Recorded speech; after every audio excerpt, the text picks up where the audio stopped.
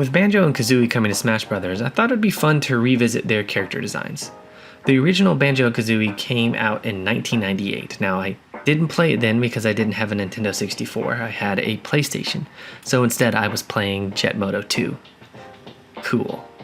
3D platformers are very much my jam though, so I did loop back around and play some of the early Banjo games later. I also sunk a lot of time into the 2008 game Nuts and Bolts on the Xbox 360. And I've always liked the design of these characters, but there are some tweaks I'd make if I was in charge. Now, this is just an exercise. I think it's fun to break down character designs and examine why I find them appealing or unappealing. This is something I do in my head all the time when watching shows or playing games. I think critique like this helps you sharpen your own skills. So let's look at some images. First, let's talk about the things I like. What's working here?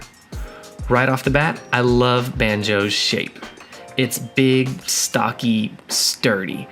And that makes sense for who he is and what he does. He's an action platforming bear. He also carries a very large bird on his back. Like, seriously, Kazooie is not small. She's like the size of an emu, stuffed into that backpack. So Banjo needs to be a muscular bear to carry her around. A lot of cartoon bears default to a pear-shaped body, so I like that they went with a more top-heavy shape. I mean, look at that tricep. Dude is jacked. Definitely gonna keep that. Other things I like his long snout. He's got a sort of goofy vibe to it, and his big upturned nose is fun. And you can't see it in the game, but the freckles on his snout also help kind of set the tone for his goofy country demeanor. His name, his clothes, his look, it all fits together. Now, what's not working? The 2008 design was highly divisive. They gave him this squared off look that fit with a game where you had to build machines out of square blocks, but a lot of fans didn't like it. I was on the fence. I kind of like the squared off shape, but I might tone it down a little. His eyes are also a little small and beady. They kind of poke out from underneath the fur here in a weird way. He's also got a lot of teeth, like a disturbing amount of teeth. Now there's one last thing that has always bothered me about Banjo's design, and that's his hands, feet, and chest. Now, looking at the low poly version of him in game, this just seems like some different coloration on his fur, but the more detailed versions of him seem to imply this is skin.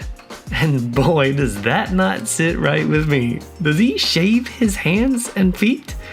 He still has bear claws, but all his fur is gone. It's like he's a gorilla or something. That's definitely going to be addressed in my redesign. As for Kazooie, I think her design is pretty great as is. I sort of like what they were doing with her early on. She had head feathers that kind of made it look like hair, so I might go back to that. Also, in some images she has a sort of upturned beak, which I think works better than this one's downturned beak. I think the fun hair and beak play well together with her general sassy vibe. Like, if they were making a movie of these two, I'd cast Maya Rudolph as Kazooie. That would be funny. And that leads me to another character design point. Sometimes when I'm thinking about characters in broad strokes, it's fun to think of them in terms of already established characters or even actors. It can help set the right tone or get you in the right headspace when you start drawing. So for Banjo and Kazooie, I'm thinking Goofy and Daisy, or maybe Kenan Thompson and Maya Rudolph. Now, before I start drawing though, there's one last thing to do, and that's to look at other references. Looking up other designs of the thing you're designing is always helpful. It can be really useful to see what other people have done. Generally, I don't do this until after I've done an initial first round on my own. So if I'm tasked with doing a cartoon bear, as I was here, I might pump out a few iterations based on whatever's in my brain. Then I'll look around a bit and see if I can find some inspiration to help me do some new versions. Now, Banjo's already designed. I'm not working from scratch, but it still helps to take in reference. So I pulled a few other bears here. We've got Yogi Bear, we've got Baloo from the Jungle Book. This version is the one of him made for Disney Infinity, which, side note, if you want to see some amazing character designs, check out that game. And then the bear from Open Season, and I can't remember his name. I want to call him Martin Lawrence, but that is who voiced him. So Martin Lawrence the bear. I also pulled an image of an actual grizzly bear because, well, that always helps too to see the actual animal. As you can see, the pear shape I mentioned before is prominent in these guys, and that makes sense because when a bear stands up on their hind legs, they kind of look like a pear. You can also see that they use the changing color to break up the shapes and add variety.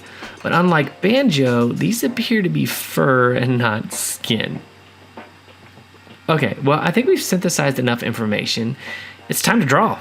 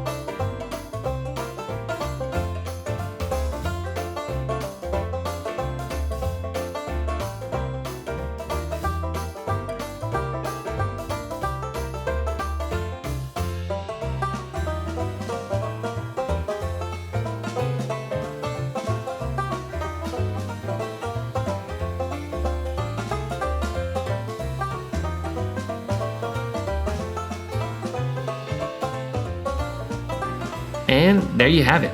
If I was designing Banjo and Kazooie for a new game, that's what I'd go with. Thanks for watching this video. I plan on making some more, so subscribe if you'd like to see those, and leave a comment if you have any suggestions for other characters I should tackle.